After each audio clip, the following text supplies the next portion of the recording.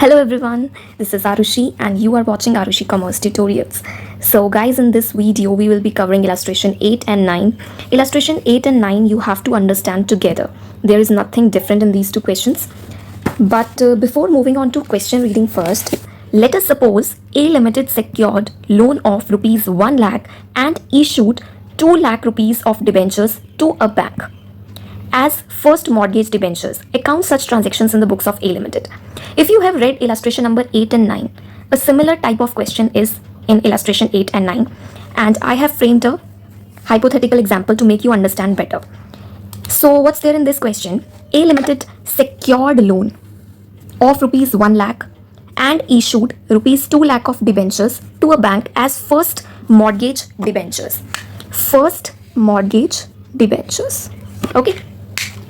So let's start.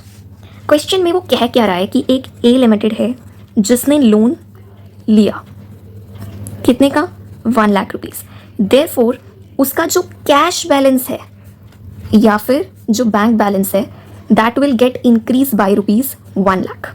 ठीक है, जब भी हम लोन लेते हैं तो हमारे पास पैसा आता है.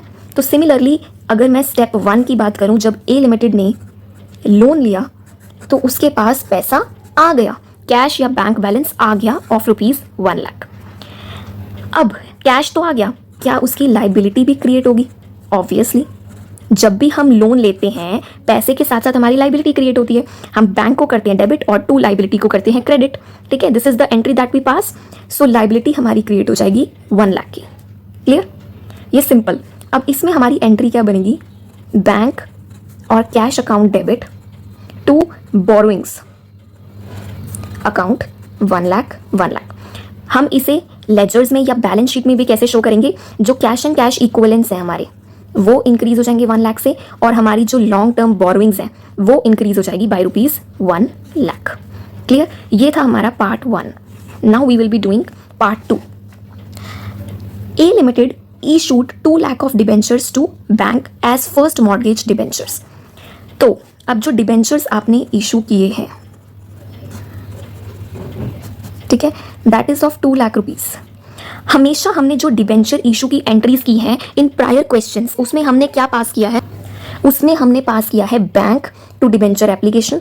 फिर डिबेंचर एप्लीकेशन के through we have created a liability of 12% और 14% डिबेंचर्स. ठीक है, so like this we have created the liability with the help of debenture application.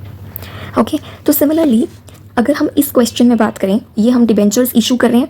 So we are creating our liability to 14%. Suppose let us suppose they are 14% debentures. So our entry will be to 14% debentures. Again our liability will get created. Okay, एकदम से मेरी screen of हो गई थी, तो हम कहाँ थे? यस, टू 14% डिबेंचर्स 2 लाख आप लाइबिलिटी तो क्रिएट कर देंगे. But in this question they said as first mortgage debentures. उन्होंने आपको कुछ भी नहीं बताया है. Nothing is specified in question कि आपके पास पहली बात तो इसमें आपके पास पैसा नहीं आ रहा है. जो आपके पास पैसा आ रहा है वो बस लोन इशू करने पे लोन लेने पे आ रहा है कि आपने कैश लिया और बोरोइंग्स क्रिएट कर दी. इसके अलावा जो आपने डिबेंचर्स इशू किए हैं उसमें हमें नहीं पता कि जो डिबेंचर्स इशू किए हैं उसके बदले में बैंक ने पैसा दिया है नहीं दिया है. ठीक है, मतलब as per the framing of this example I am saying, आप इलास्ट्रेशन को साइड पे रख दो. बिल्कुल उसकी फ्रेमिंग के अकॉर्डिंग मैं आपको स्टेप बाय स्टेप समझाऊंगी. अभी सिर्फ इस एग्जाम्पल पे फोकस करो. मैंने कुछ नहीं ज़्यादा इसमें कोट किया, सिर्फ सिक्योर्ड लोन दिया 1 लाख का और इशू किए 2 लाख ऑफ डिबेंचर्स बैंक को. तो सिंपल, लोन जो है मेरे पास आया, पैसा आया, लाइबिलिटी क्रिएट हुई. डिबेंचर्स जो है वो मैंने सिर्फ इशू किए, दैट्स इट. यहाँ पे ये नहीं लिखा कि जो बैंक है उसने आपको एप्लीकेशन पे कितना पैसा दिया, अलॉटमेंट पे कितना दिया, कॉल मनी पे कितना दिया भी कि नहीं दिया, कुछ नहीं पता. तो हम यहाँ पर जो वर्ड यूज़ करते हैं that is suspense account. Suspense account. आगे आप आर्टिकलशिप में जाओगे ना, वो आपको बैंक चढ़ाने को बोलेंगे, सेल परचेज में कोई एंट्री पास करने को बोलेंगे. जहाँ पे किसी को कुछ नहीं पता होता ना कि ये कहाँ से आया है, वहाँ पर एक लेजर क्रिएट कर दिया जाता है सस्पेंस. ये अमाउंट सस्पेंस है, वी डोंट नो. लास्ट में क्लियर भी की जाती है सस्पेंस, प्रैक्टिकल लाइफ में डिफरेंट होता है, बट यहाँ के according it is your suspense. हमें नहीं पता कि पैसा जो है आया नहीं आया, क्या हुआ, लेकिन एज पर डिबेंचर इसको आप डिबेंचर सस्पेंस अकाउंट लिखेंगे. Okay, debenture suspense account. ठीक है, तो as per the framing of this example आपने लोन लिया, ठीक है, यानी पैसा लिया, लाइबिलिटी क्रिएट की. ठीक है, वहीं पर आपने 2 लाख डिबेंचर्स इशू किए, यानी आपने लाइबिलिटी फिर से क्रिएट की अपनी 2 लाख की, बट उसके अगेंस्ट आपको पैसा आया नहीं आया we don't know, so we have created debenture suspense account and it will be your asset, क्योंकि अगर लाइबिलिटी आप क्रेडिट कर रहे हो तो जो डेबिट होता है वो असेट होता है, दैट यू नो। ओके, तो ये आपका असेट रहेगा, आपको बस इतना समझना है। ठीक है, वहीं पर अगर हम बात करते हैं अपनी इलस्ट्रेशन नंबर 8 की, इलस्ट्रेशन नंबर 8 में वो क्या बोलता है, X limited obtains a loan from IDBI bank, it is your 100 lakhs, this is your 100 lakh amount, giving as collateral security of 150 lakh of rupees 10 each 14% first mortgage debentures. अब यहाँ पर जो question की फ्रेमिंग है वो है giving collateral security. मैंने example में ये चीज़ नहीं ली थी, जस्ट आपको ले मैन में समझाने के लिए कि बस ऐसे मैंने कर दिया। ओके, अब हम इसको टेक्निकली प्रॉपर वर्डिंग्स के साथ इलस्ट्रेशन के अकॉर्डिंग समझेंगे। इट ऑब्टेन्स अ लोन, तो लोन की एंट्री सिंपल रहने वाली है, यहाँ पर भी लोन की यही रहने वाली है आपकी, बैंक और cash account debit to borrowings account 1 lakh की जगह it will be your 100 lakhs। Okay, ये सिंपल रहने वाला है। Next, giving as collateral security your 150 lakh 14% first mortgage debentures. Okay, first mortgage debentures. तो अब आपके जो आपने कोलेट्रल सिक्योरिटी दी है, अगर आप इसको एज अ डिबेंचर इशू मानो, ठीक है, डिबेंचर आपने दिए ही है ना, तो अगेन आपने जो डिबेंचर इशू किए हैं it will be your liability to 14% debentures 150 lakh हो जाएगा यहाँ पे। ठीक है, ये सिर्फ एक एग्जाम्पल के ऊपर मैं आपको करके बता रही हूँ, प्रीवियस एग्जाम्पल ही लिया मैंने, 150 lakh लिख दोगे। एंड इसमें आप असेट किसे बनाओगे, क्योंकि ये तो आपने कोलेट्रल सिक्योरिटी दी है। कोलेट्रल का मतलब जानते हो, कोलेट्रल मैं बता देती हूँ फिर भी एक बार दोबारा। आप बैंक के पास गए लोन लेने के लिए, बैंक कहता है बदले में मुझे कुछ दो, तो वो आप उसे कह रहे हो आप मेरे इतने डिबेंचर्स जो है ना, ये मैं आपको मॉर्गेज, इसको हम बोलते हैं फर्स्ट मॉर्गेज डिबेंचर्स, ये टर्म समझ लेना।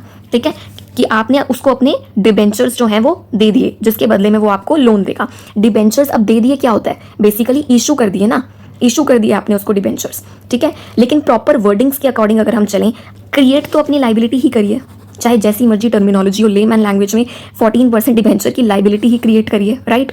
लेकिन ना तो पैसा आ रहा है उसके बदले में, ना हमें पता है करना क्या है, तो हमने उसको उठा के डाल दिया सस्पेंस में। हमारी अकाउंटिंग जो ट्रीटमेंट है वही ये कहती है कि इसको डिबेंचर सस्पेंस अकाउंट में डाल दो, जो आपका असेट होगा। ठीक है, इसको आपने नॉन करंट एसेट ट्रीट करना है। ठीक है, so according to me 8th illustration में तो कुछ भी नहीं है। ठीक है, 9th इलस्ट्रेशन में फिर भी कुछ चीज़ें हैं जो समझ लेनी चाहिए, और वो मैं आपको ऑलरेडी समझा चुकी हूँ with the help of an example. Taking the same information of illustration 8, the entry on issue will be as follows. अब अगेन इन्होंने यहाँ पर इशू वर्ड यूज किया। ठीक है, they have used the word issue, debentures, इसको आप highlight करेंगे। ठीक है, they have used the word issue. अब जो ये इशू की एंट्री पूछ रहा है, आप इसको एंट्री में कैसे दिखाएंगे। ठीक है, आपने यहाँ पर कोई इशू वर्ड नहीं यूज़ करना है, आपने सिंपल लेके जाना है क्या, यही अपनी एंट्रीज को। ठीक है, ये आपकी लाइबिलिटी क्रिएट हो रही है और ये आपका सस्पेंस में जा रहा है, राइट। इन्होंने यहाँ पर इसको प्रॉपर लिख दिया है मॉर्गेज। ठीक है, फर्स्ट मॉर्गेज डिबेंचर्स करके। ठीक है, you can write in the same way, और लिखना भी वैसे ही, क्योंकि जो ICI है ना ऐसे तो नंबर देगा नहीं, प्रॉपर आपने लिखी होगी एंट्री में ये टर्मिनोलॉजी, तो ही आपको 1 मार्क या 2 मार्क की जो जनरल एंट्री है उतने नंबर मिलेंगे। ठीक है, तो मेरा जो कॉन्सेप्ट है समझाने का वो आपको सिंपल इतना रहता है, यहाँ पर बच्चा क्रिएट हो रही है आपकी लाइबिलिटी, आपको ये समझना है किस अमाउंट की लाइबिलिटी क्रिएट होगी, लोन की नहीं होगी। जो आपके 100 लाख का लोन है, जितने की कोलेट्रल सिक्योरिटी आपने दी है वही अमाउंट की आपकी लाइबिलिटी जो है वो क्रिएट करेंगे आप। और असेट किसे क्रिएट करना है, दैट इज अ सस्पेंस। ठीक है, अब जो असेट है वो आपका नॉन करंट असेट रहेगा। ठीक है, अब इन्होंने नीचे बैलेंस शीट का एक्सट्रैक्ट बनाया है, इसमें मुझे कुछ लगा नहीं समझाने वाला, तो मैं आपको सिर्फ बुक में से ही इसको रीड आउट करवा रही हूँ। ये इलस्ट्रेशंस बहुत ही बोगस इलस्ट्रेशंस हैं 8 और 9, इसको सिर्फ एक इस एग्जाम्पल से आप समझ लें तो काफ़ी रहेगा कि आपके पास लोन आया तो आपने कैश एंड कैश इक्विवेलेंट बढ़ाना है और बोरोइंग्स क्रिएट करनी है। सिमिलरली इन्होंने यहाँ पर क्या किया हुआ है, जो बोरोइंग्स है नीचे देखेंगे आप इसे नोट्स टू अकाउंट्स में, नोट्स टू अकाउंट्स में इन्होंने लोन जो है ना IDBI लोन वो 100 लाख लिया हुआ है, और यहाँ पे cash and cash equivalents current assets में 100 लाख लिया हुआ है। ठीक है, यही एंट्री जो पैसा आया वो cash and cash equivalent current assets में दिखा दिया, और ये आपने बोरोइंग्स क्रिएट कर दी। सेकंड जो ये 14% फर्स्ट मॉर्गेज डिबेंचर्स है, ये भी आपकी लाइबिलिटी है। अगेन इन्होंने यहाँ पर इसे लाइबिलिटी क्रिएट कर दिया 150 लाख। और हमारा था सस्पेंस अकाउंट, उसको इन्होंने नॉन करंट असेट्स में अदर नॉन करंट असेट्स दिखा दिया।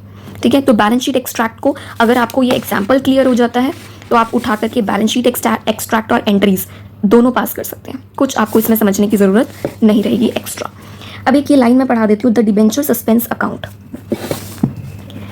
The debenture suspense account will appear on the asset side of the balance sheet under the non-current assets and debentures on liability side of the balance sheet. When the loan is repaid, the entry will be reversed. जब loan repay हो जाएगा ना, the entry will be reversed. ये liability जो create की थी ये debit में, जो सस्पेंस क्रिएट किया था वो क्रेडिट में। मतलब इसका कुछ नहीं हुआ, ना तो आपके पास पैसा आना था ना जाना था, जो भी आना जाना था वो लोन के साथ था। ठीक है, लोन आया टू बोरोइंग्स, जब आप पे करोगे तो बोरोइंग्स टू बैंक, ठीक है, बोरोइंग्स टू बैंक कर देंगे इसको रिवर्स, और साथ ही साथ फिर इसे भी रिवर्स कर देंगे, क्योंकि ये तो आपने कोलेट्रल को दिखाने के लिए अकाउंटिंग ट्रीटमेंट की है सिर्फ, इसमें पैसे का कोई लेना देना था ही नहीं। ठीक है, simple. I hope it's clear. Guys, I am doing my best to make you understand each and every concept in easiest and clear way.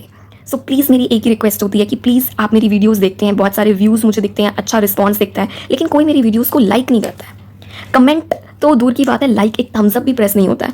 और अगर आपको बहुत अच्छे से क्लियर होता है तो यार एक छोटा सा कमेंट कर दिया करो, लाइक कर दिया करो एंड सब्सक्राइब कर दो। इससे क्या होगा कि मैं थोड़ा मोटिवेट हो जाऊंगी और मैं आपके लिए अच्छे अच्छे कॉन्सेप्ट्स और अच्छे अच्छे वेज बनाऊंगी। मतलब एक मोटिवेशन भी ज़रूरी होती है ना फॉर डूइंग एनी वर्क। सो मुझे सिर्फ आपके लाइक कमेंट्स ही हैं जो मोटिवेट कर सकते हैं, ताकि मैं अपना बेस्ट दे सकूँ for you guys. Thank you so much, and please हो सके तो लाइक एंड कमेंट।